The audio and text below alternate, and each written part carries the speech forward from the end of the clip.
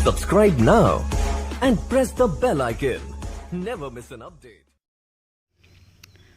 नमस्कार साथियों, स्वागत करता हूं सभी का इस YouTube चैनल पर। साथियों, RBSC बुक की क्लास 11 साइकोलॉजी की जो क्लास चला रखी थी उसमें आपके 8 क्लासें ले चुका हूं। ये क्लास नंबर 9 है।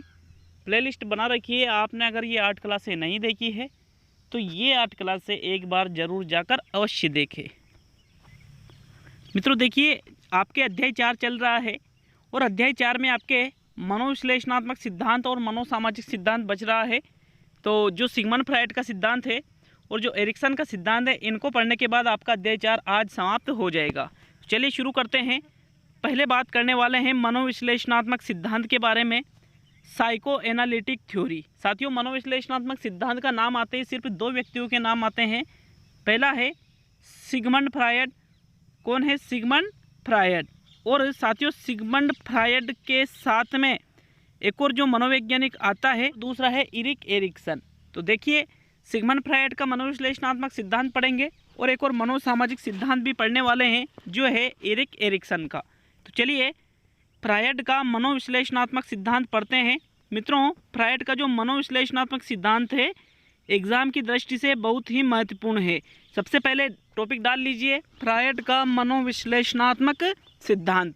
तो ये टॉपिक डालने के बाद में जो मनोविश्लेषणवाद का जन्मदाता है वो किसको माना जाता है? सिगमंड फ्रायड को माना जाता है। तो मनोविश्लेषण का सिद्धांत लिख करके लिख लीजिए, जनक सिगमंड फ्रायड। साथियों, इन्होंने सर्वप्रथम व्यक्तित्व और उपचार पद्धति का स्वीकार्य सिद्धांत विकसित किया। उसके मनोविश्लेषण के अनुसार मन की कार्य पद्धति संघर्षों के रूप में प्रदर्शित होती है। फ्रायड के मनोलैंगिक विकास के सिद्धांत को समझने से पूर्व उसके द्वारा दिए गए कुछ मुख्य संप्रत्तियों को समझना होगा। अब देखिए, मनोविश्लेषणात्मक का जो सिद्धांत है इसमें भी फिर टॉपिक डाल लीजिए, मनोलैंगिक विकास का सिद्धांत। मनोविश्लेषण के अंतर्गत ये आता है, लेकिन इस सिद्धांत का नाम क्या है? मनोलैंगिक विकास का सिद्धांत। और इसके जनक भी कौन है मित्रों? Sigmund Freud. अब मनोलैंगिक सिद्धांत में इन्होंने 5 प्रकार की अवस्थाओं का उल्लेख किया है, लेकिन उस सिद्धांत को पढ़ने से पहले कुछ चीज़ों को पढ़ेंगे जो एग्जाम में आपके आती है।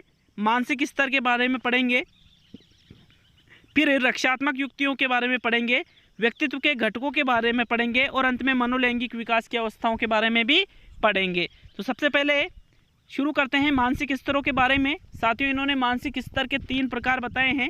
एक तो होता है चेतन स्तर, दूसरा होता है अर्धचेतन स्तर और तीसरा होता है अचेतन स्तर। देखिए, जो अचेतन स्तर है ये सबसे बड़ा भाग होता है, जो चेतन स्तर है ये सबसे छोटा भाग होता है और अर्धचेतन दोनों के मध्य मार्ग का कार्य करता है।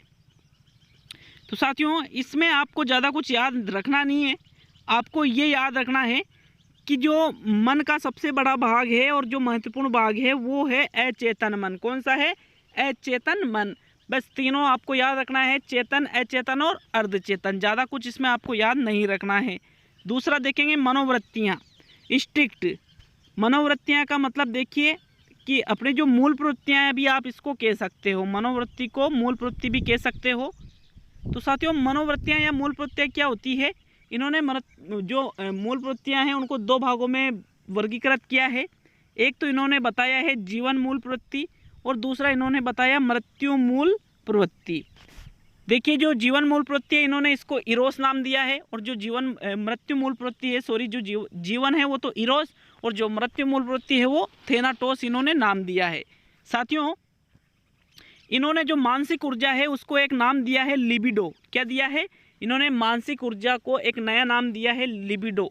तो लिख लीजिए, लिबिडो। मानसिक ऊर्जा को इन्होंने क्या नाम दिया है? लिबिडो नाम दिया है। साथियों, तीसरा आता है रक्षात्मक युक्तियाँ।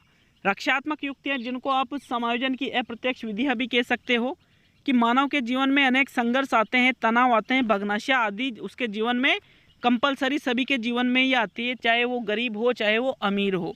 अब व्यक्ति इन रक्षात्मक युक्तियों का प्रयोग करके उनको दूर करने का प्रयास करता है।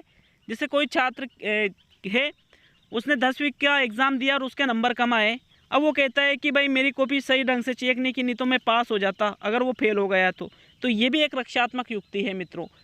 इसको ही बारे में पढ़ने वाले हैं। कौन कौन सी रक्षात्मक युक्तियाँ यहाँ पर बताई है। पहली है तर्क संगतीकरण। रेशनलाइजेशन, तर्क संगतिकरण क्या होता है?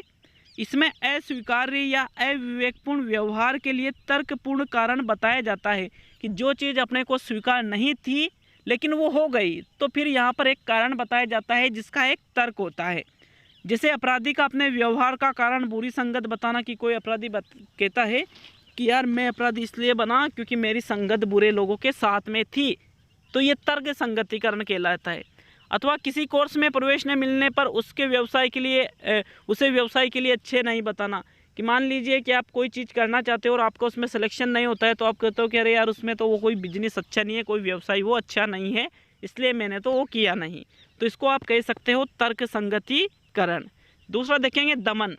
दमन का मतलब है कि जो चीज़ें अपन चाहते थे लेकिन वो नहीं हुई, उसको अगर आप उन चीज़ों को दबा देते हो, भूल जाते हो, तो उसको ही दमन कहा जाता है।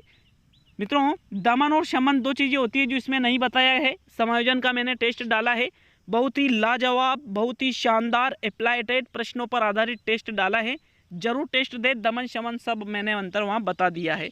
तो दमन का मतलब है आपकी कोई इच्छा है और अगर वो पूरी नहीं होती है, फिर यदि आप उस चीज़ को भूलना चाहते हो और दबा देते हो अपने मन में ही, तो उसको दमन कहा जाता है। नेक्स्ट है प्रतिस्थापन। प्रतिस्थापन का मतलब है कि अपना गुस्सा किसी और पर निकाल देना, वही कहलाता है प्रतिस्थापन। जैसे माता से दंड मिलने पर बालक क्रोधित होता है और वो अपने क्रोध को खिलौनों या अपने छोटे भाई बहनों पर उतार देता है, तो इसको ही क्या कहा जाता है? प्रतिस्थापन। डिस्प्लेसमेंट जिसको कहते हैं। प्रक्षेपण देखेंगे। प्रक्षेपण मतलब होता है आरोपित करना, खुद का आरोप किसी दूसरी बाहरी वस्तु पर लगा देना। जिसे यहाँ लिखा है मैं उससे घृणा करता हूँ के बजाय वह मुझसे घृणा करती है। कोई कहता है कि अरे मैं उससे घृणा नहीं करता हूँ उस लड़की से, वो खुद मुझसे नफरत करती है। तो मतलब भले आप नफरत करते हो, मतलब खुद का जो कमी है, खुद का जो दोष है, उसको आप किसी दूसरे ऊपर आरोपित करते हो, तो वही प्रक्षेपण कहलाता है। नेक्स्ट देखेंगे अंतर्वेशन। अन्य व्यक्ति के व्यवहार को स्वयं के व्यवहार की तरह अपनाना। जैसे माता पिता के मूल्यों को बालक द्वारा स्वयं के मूल्यों के रूप में अंतर्वेशित किया जाता है, कि कोई अन्य जैसे माता पिता व्यवहार करते हैं और समाज के लोग उन्हें अच्छा कहते हैं, तो वैसा ही व्यवहार अगर आप अपनाते हो तो उसको ही अंतर्वेशन कहा जाएगा। नेक्स्ट है प्रतिक्रिया निर्माण। साथियों, अपनी भावनाएं या व्यवहार के बिल्कुल विपरीत प्रतिक्रिया विकसित करना, जैसे घृणा के स्थान पर प्रेम करना, कि अपने मन में तो कुछ चल रहा है लेकिन बिल्कुल उसके विपरीत अगर आप कोई कार्य करते हो तो उसको ही कहते हैं प्रतिक्रिया निर्माण। जैसे कोई व्यक्ति है, उससे आप बिल्कुल नफरत करते हो, आपको कहीं पर मिला, अब सबके सामने तो आपको ऐसा दर्शाना पड़ेगा कि यार हमारे बीच में कोई नफरत नहीं है, तो इसको ही कहा जाता है प्रतिक्रिया निर्माण। तो ये कुछ रक्षात्मक युक्तियाँ थी। अब बात करने वाले हैं मनोलैंगिक विकास के बारे में, कि बालक का मनोलैंगिक विकास सिगमंड फ्रायड के अनुसार कैसे होता है, कौन कौन सी अवस्थाएँ होती है। तो मित्रों, इन्होंने बालक के विकास की 5 अवस्थाओं के बारे में बताया है कि बालक का मनोलैंगिक विकास 5 अवस्थाओं में होता है। टॉपिक डाल लीजिए, विकास की जो मनोलैंगिक विकास की जो प्रथम अवस्था है जिसका नाम है मुख्य अवस्था। क्या लिख लीजिए या पहला बिंदु लिख लीजिए, मनोलैंगिक विकास की प्रथम अवस्था का नाम क्या है? मुख्य अवस्था, जिसको ओरल स्टेज कहते हैं। तो साथियों, ओरल स्टेज चलती है, उम्र सीमा लिखिए जन्म से लेकर 18 माह तक। उम्र सीमा कितने लिखना है? यह अवस्था जन्म से लेकर 18 माह तक चलती है और ये बालक के मनोलैंगिक विकास की प्रथम अवस्था है। यहाँ तक आपको लिख लेना है, प्रथम है, पहली है, जन्म से लेकर 18 महीने तक, या जन्म से लेकर 1.5 साल भी आप बोल सकते हो इसको। साथियों, इस अवस्था में बालक में जो खुशी आती है, खुशी, प्रसन्न कब रहता है?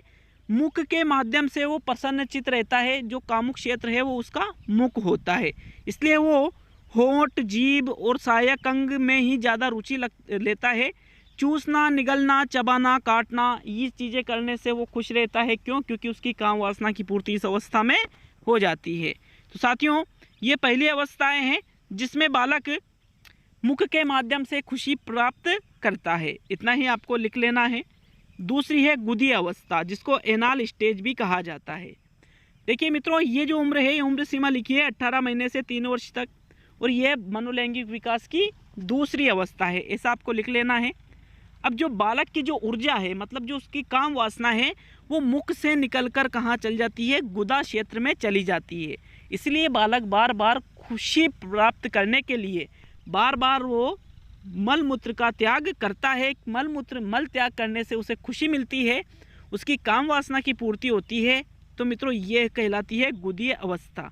यदि यहाँ पर माता पिता ने उसे एक निश्चित समय पर एक सिखा दिया कि भाई एक निश्चित समय पर ही मलमूत्र का त्याग करना है, तो बालक आगे जाकर बहुत अच्छा रहता है।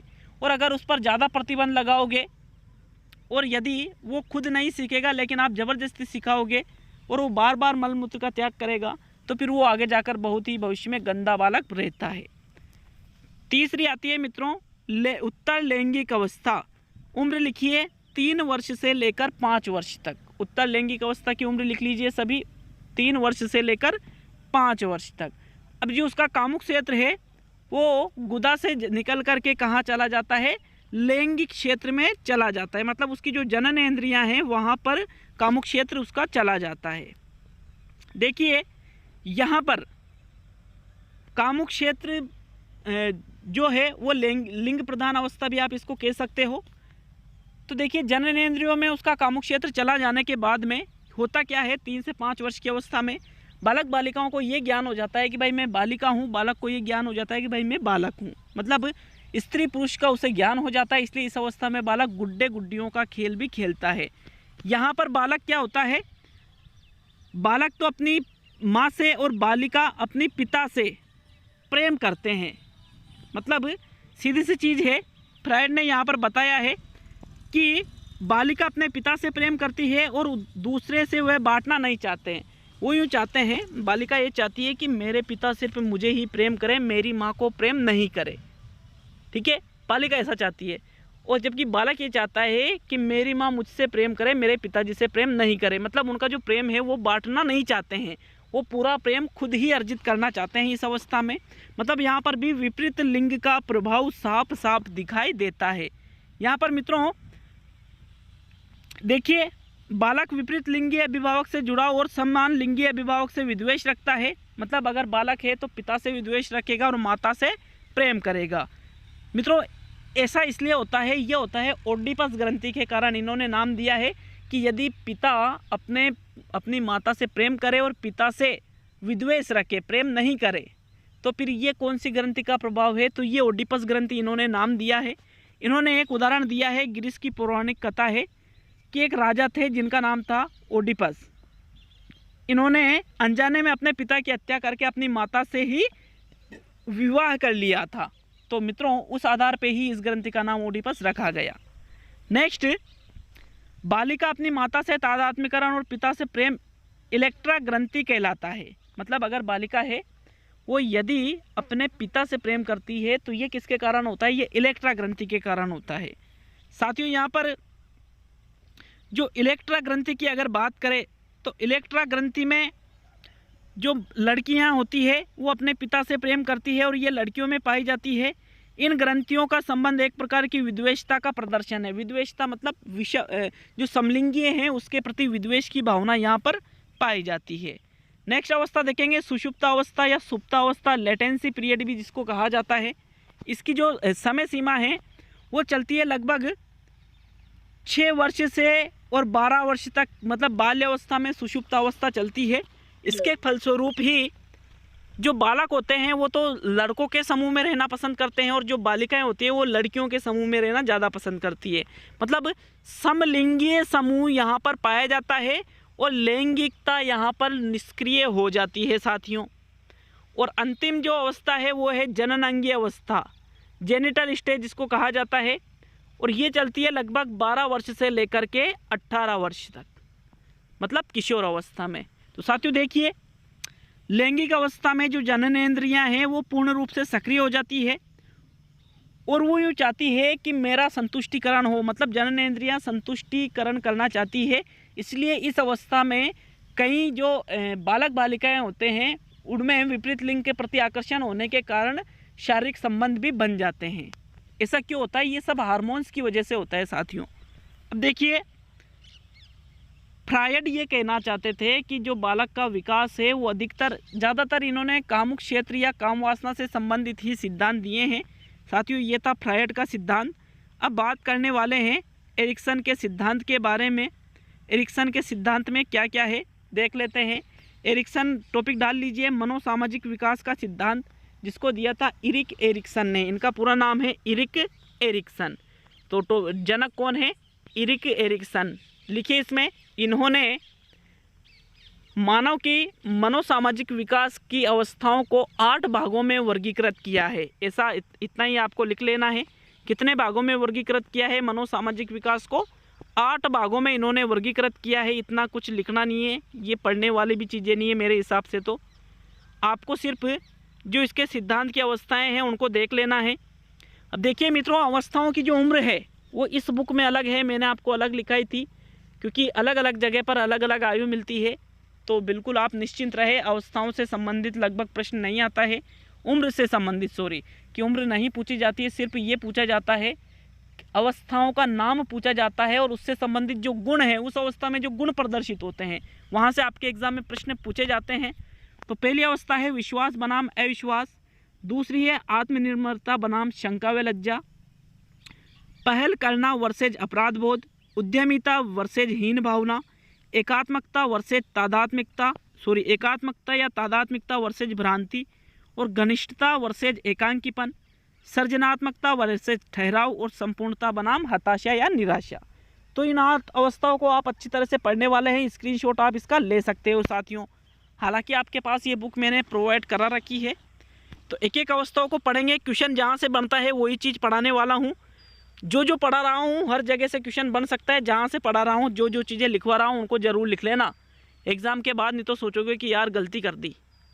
और ये गलती आप करोगे, मैं नहीं करूँगा, क्योंकि मुझे तो एग्ज़ाम देना नहीं है। चलिए शुरू करते हैं एक एक अवस्थाओं को, देखते हैं मित्रों। आशा करता हूँ आपको अच्छा समझ में आएगा। और साथियों, ये चीज़ें आपके लिए बहुत ही महत्वपूर्ण चीज़ें हैं, बार बार मुझे समझाने की ज़रूरत नहीं है। तो पहली अवस्था पढ़ेंगे विश्वास बनाम अविश्वास। साथियों, एरिक्सन ने अपने मनोसामाजिक विकास के सिद्धांत में पहली अवस्था जो बताई है उसका नाम है विश्वास बनाम अविश्वास। टॉपिक डाल लीजिए पहली अवस्था का। उम्र सीमा लिखिए, जन्म से 18 महीने, जन्म से 1.5 वर्ष भी आप इसको लिख सकते हो। साथियों, ये मनोसामाजिक विकास की प्रथम अवस्था है। यहाँ पर बालक का प्रथम कार्य होता है स्वयं में और अपने वातावरण में विश्वास का विकास। साथियों, बालक खुद पर विश्वास करने में और वातावरण में विश्वास करने में यहाँ पर विकास करता है।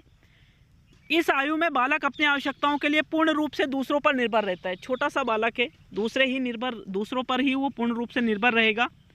यदि इस आयु में उसकी आवश्यकताएं सही रूप से पूरी नहीं होती है तो उसको जो आसपास के लोग हैं उन पर उसको बिल्कुल भी विश्वास नहीं होता है और अविश्वास की मात्रा बढ़ जाती है। और बजाय यदि उसकी आवश्यकताओं की पूर्ति हो जाए तो वो दूसरों पर विश्वास करने लग जाता है। साथियों, दूसरी अवस्था देखेंगे, आत्मनिर्भरता बनाम शंका व लज्जा। उम्र सीमा लिखिए, 18 महीने से लेकर के 3 वर्ष तक इसकी उम्र सीमा है।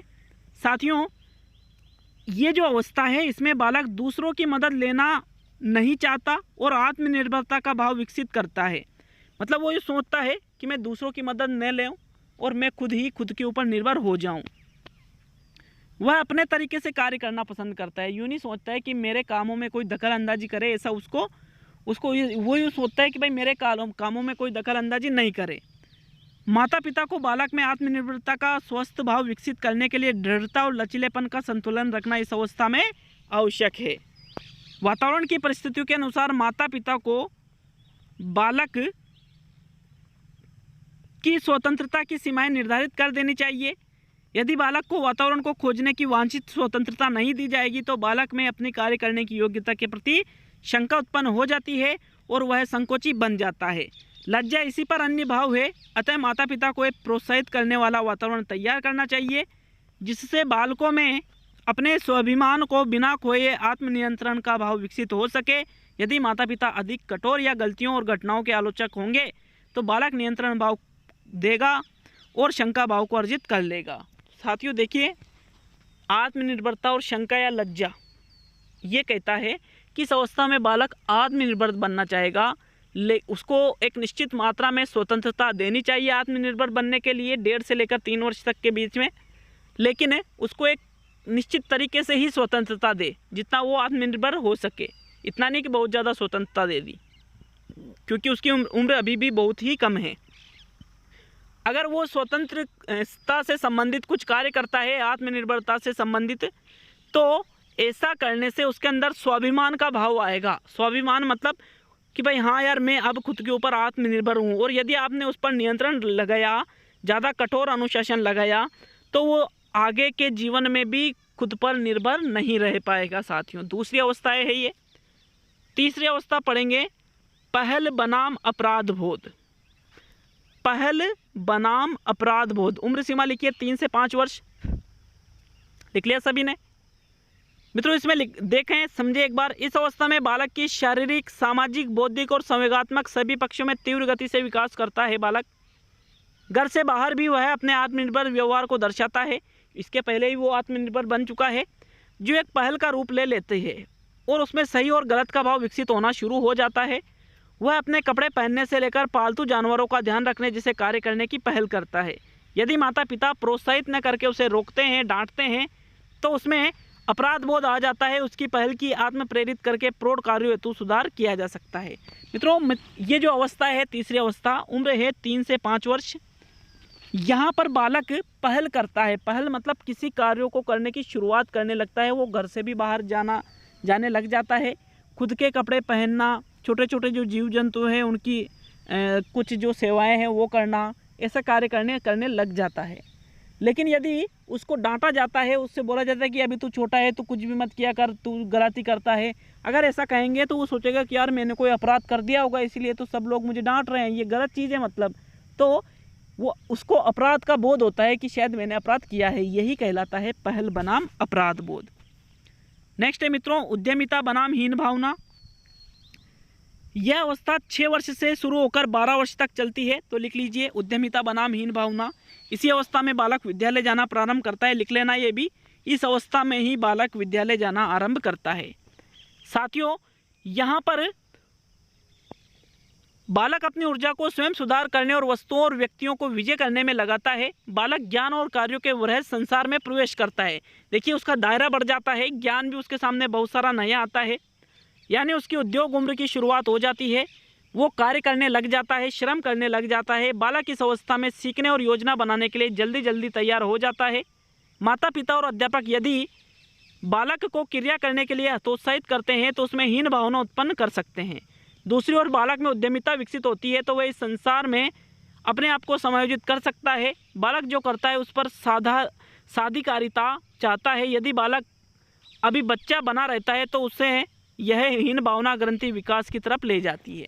साथियों उद्यमिता बनाम हीन भावना ये क्या कहता है कि बालक नए नए कार्य करना चालू कर देता है। वो नए नए श्रम करना चालू कर देता है। श्रम मतलब कार्य की क्रियाओं में। और यदि उससे कोई हतोत्साहित करे तो उसके अंदर हीन भावना उत्पन्न हो जाती है और वो जीवन में आगे कभी भी समायोजन नहीं कर पाता है। तो साथियों यही है उद्यमिता बनाम हीन भावना, जो कब तक चलती है 6 वर्ष से लेकर 12 वर्ष तक। नेक्स्ट देखेंगे तादात्मिकता बनाम भ्रांति। उम्र सीमा लिखिए 12 वर्ष से लेकर 18 वर्ष मतलब किशोरावस्था। साथियों यहाँ पर बालक बाल्यावस्था से निकल जाता है और किस में आ जाता है, किशोरावस्था में आ जाता है। इस अवस्था में मित्रों तादात्मिकता का एकीकरण विशिष्ट आवश्यकताओं, वांछित क्षमताओं, महत्वपूर्ण पहचान, प्रभावी और सफल तथा सतत भूमिका निर्वाह द्वारा होता है।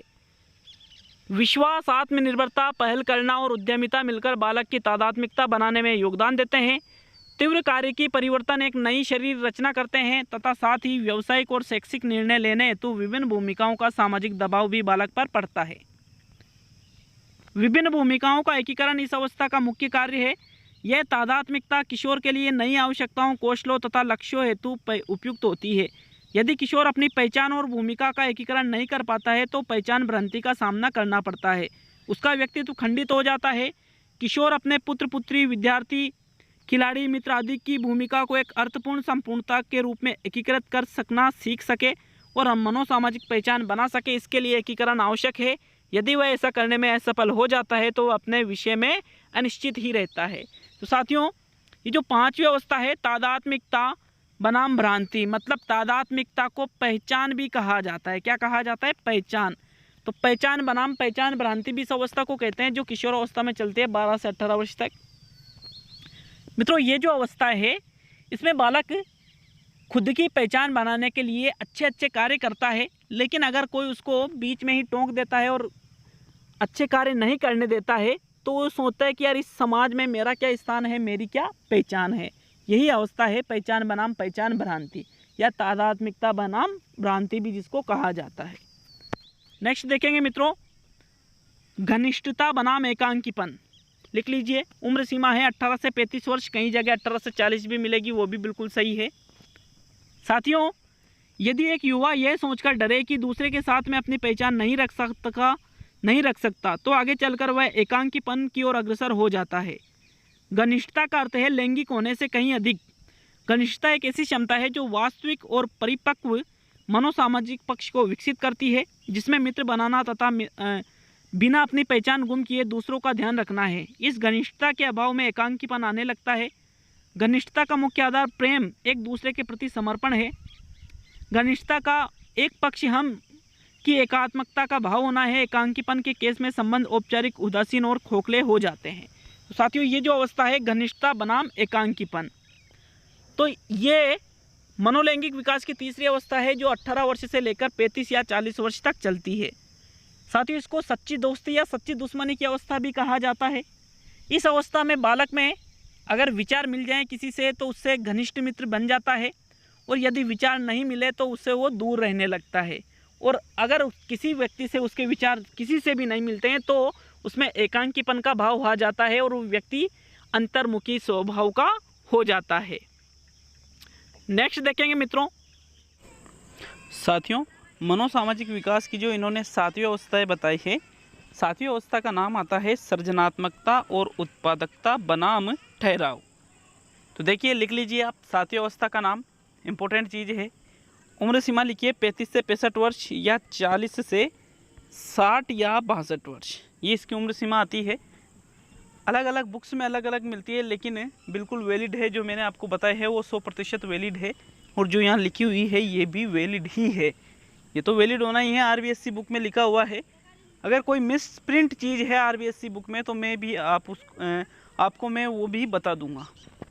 देखते मित्रों 7वीं अवस्था को, सृजनात्मक और उत्पादकता बनाम ठहराव। मतलब यहाँ पर देखिए 35 से उसकी उम्र मतलब 60-70 साल के लगभग हो जाती है। मतलब उसकी जो संतान है, संतान भी बड़ी हो चुकी है, उसके संतान भी है, दादा दादी मतलब वो बन चुका है, दादा या दादी बन चुका है, या पिता है तो उसकी संतानें बड़ी है। अब इस अवस्था में वो क्या करता है, जो आगे की जो उसकी पीढ़ी है वो सोचता है कि यार इनका ज़्यादा से ज़्यादा विकास कर सकूं, इनके लिए ज़्यादा से ज़्यादा धन दौलत जोड़ सकूं, इनको ज़्यादा से ज़्यादा अच्छे पदों पर पहुंचा सकूं।